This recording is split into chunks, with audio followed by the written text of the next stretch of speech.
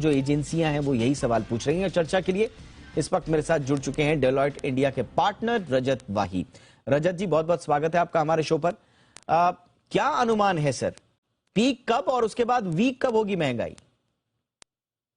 Peak के लिए अभी बहुत मुश्किल है कहना, क्योंकि अगर आप सारे ग्लोबल ट्रेंड्स भी देखें तो अभी सब के सब जितने भी सेंट्रल बैंक हैं वो सब इंटरेस्ट रेट्स इंक्रीज कर रहे हैं।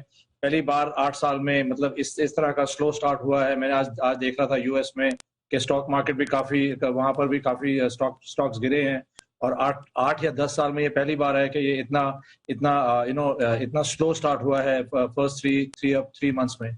तो अभी it is difficult to predict कि ये कब तक ये चलेगा, बट द एक्सपेक्टेशन इज कि जितना एफर्ट हो रहा है from raising the interest rates to easing supply chain के कंस्ट्रेंट्स हटा दिए जाएंगे। और अगर मार्केट्स लाइक चाइना फिर से ओपन हो जाते हैं, और अभी भी आप बोल रहे थे कि इंडोनेशिया में भी पाम ऑयल का जो उन्होंने बैन किया है वो भी हट जाएगा। ये इन सब चीजों की वजह से ये एक्सपेक्टेशन है within the next 1 or 2 months थोड़ा प्रेशर कम होगा, और और फिर we can go back to the growth story. Alright sir, अब क्रूड वाले तेल का तो कुछ कह नहीं सकते हैं, लेकिन खाने वाले तेल में दोरा मिस्त्री कह रहे हैं कि जून में 10% तक दाम जो है सेटल हो जाएंगे, नीचे आ जाएंगे। कुछ सपोर्ट मिलेगा? एक्सपेक्टेशन है कि गवर्नमेंट से कुछ सपोर्ट मिलेगा, इसमें भी मिलेगा और फ्यूल प्राइसेस में भी मिलेगा। अभी गवर्नमेंट का गवर्नमेंट का फोकस है कि जो हमारी जो ग्रोथ स्टोरी चल रही है, और अगेन हमने लास्ट क्वार्टर में अगर आप देखते हो, और लास्ट ईयर के लिए auto sales grew by 27%, electronics grew by 21%, FMCG का ग्रोथ अबाउट 17% रहा। तो अभी despite a very difficult year हमने फिर से देखा है कि ग्रोथ फिर से शुरू हो गई है। Malls are full, high streets are full, travel अब बहुत तेजी से मतलब फिर से शुरू हो गया है। अगर आप देखते हैं कि सारा weather it is hotel bookings, restaurant bookings, so India is on the move again. और अभी यही एक्सपेक्टेशन है कि जो भी गवर्नमेंट करेगी एक हार्ड लैंडिंग नहीं होनी चाहिए, जिससे ये सारा ग्रोथ स्टोरी फिर से स्लो डाउन हो जाए and we get into a situation of stagflation या एक्सट्रीम स्लो डाउन। तो वेस्ट में भी यही उम्मीद है कि जो सेंट्रल बैंक्स हैं वो ऐसे मेजर्स करेंगे, वेदर ये जो वेदर इंटरेस्ट रेट्स बढ़ा रहे हैं, और जो they are trying to curb the overall inflation, उस पे हार्ड लैंडिंग ना हो, सॉफ्ट लैंडिंग हो, कि economies continue to grow but at the same time the prices get control. Rajat, एक सवाल मेरा है, अगर मैं सारे अनुमानों को देखूं तो मोटा मोटा ऐसा लग रहा है कि थोड़ा सा लंबा इंतजार करना पड़ेगा, जो आपका भी अनुमान यही है। सो अगर ये पोस्ट जुलाई जाती है, जुलाई अगस्त सितंबर तक अगर माने, तो ट्रेजेक्टरी क्या रहेगी? कहीं डबल डिजिट में तो नहीं चली जाएगी? नहीं, मेरे हिसाब से नहीं होगी। मेरे हिसाब से आज के जो सेंट्रल बैंक्स हैं इंडिया में और globally, they are all arm to take extreme measures. US में वो कह रहे हैं कि 50 बेसिस पॉइंट्स वो शायद अगले 3 महीने में शायद रेज करें। ये पिछले आई थिंक 20 या 25 साल में कभी नहीं हुआ है।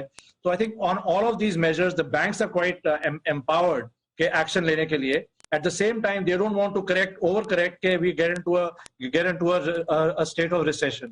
तो ये बड़ा फाइन बैलेंस है मेरे हिसाब से। Obviously there are certain elements, वैसे ये यूक्रेन वॉर है जिसका बहुत इम्पैक्ट पड़ रहा है एनर्जी प्राइसेस के ऊपर, उन चीज को कंट्रोल करना बहुत मुश्किल है।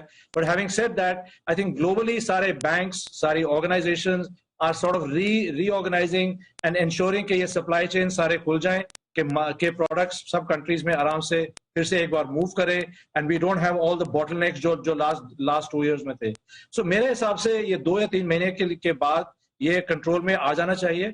उसके ड्यूरिंग दैट टाइम ऑल्सो मेरी यही एक्सपेक्टेशन है कि government between the subsidies and other supports वो they will make the effort to make sure के ये the situation doesn't get worse for the common man. Specially अभी आपने देखा है कि रूरल कंजम्पशन काफी स्लो हो गई है, तो how do you revive the rural consumption, उस पे बहुत गवर्नमेंट से चर्चा हो रही है।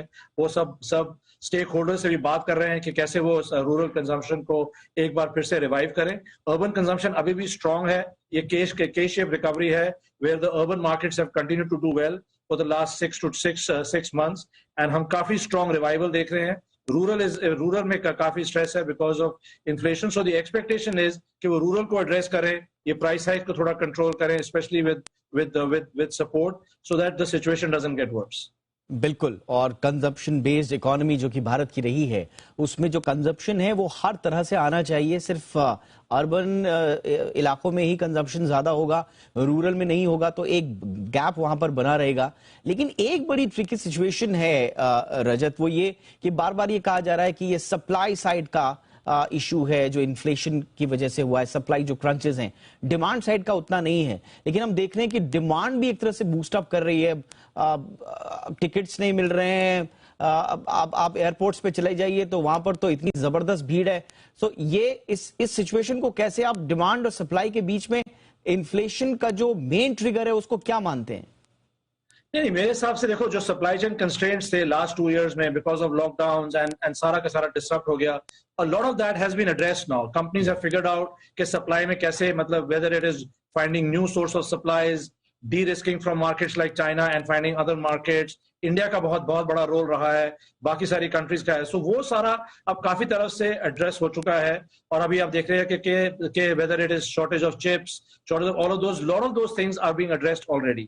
और डिमांड अगर अच्छी बढ़ रही है तो this is a very positive sign, because for 2 years अगर आप देखते हो, whether it is cinema halls, travel, restaurants, hotels, on the go consumption, ये सब बंद हो गया था। We are again seeing the India on the move, we are seeing consumption go up. So यही उम्मीद है कि गवर्नमेंट जो भी करती है, जो भी स्टेप्स लेगी गवर्नमेंट एंड जो सारे जो कॉर्पोरेट वर्ल्ड है, वो इनका यही एफर्ट रहना चाहिए कि कंजम्पशन स्टोरी भी इंटैक्ट रहे, but at the same time prices get controlled, so that जो ऑर्डिनरी कंज्यूमर्स को जो तकलीफ हो रही है, whether it is oil prices, food prices, all the other products prices जिन पे इम्पैक्ट पड़ रहा है, वो इम्पैक्ट ना पड़े। एंड हैविंग सेड दैट, जैसे आप बोल रहे हो, लास्ट होल ईयर रूरल ने ही सारी इकोनॉमी को सपोर्ट किया है। रूरल की ग्रोथ अर्बन ग्रोथ से फास्टर थी, और ये बहुत अच्छा ट्रेंड था। Whether sales of tractors, fertilisers, FMCG products, electronics products rural में काफी स्ट्रांग रहे। तो अभी ये थोड़ा ट्रेंड है, जो थोड़ा रूरल में स्लो डाउन है। यही एक्सपेक्टेशन है कि जितने भी गवर्नमेंट ने न्यू इनिशिएटिव्स अनाउंस किए थे in the recent budget, those initiatives will start to kick in, so that at the same time rural consumers will have to start having more money in their hands. एक आखिरी सवाल और एक आम आदमी का सवाल, महंगाई से कब तक लड़ना पड़ेगा, कितने दिन और?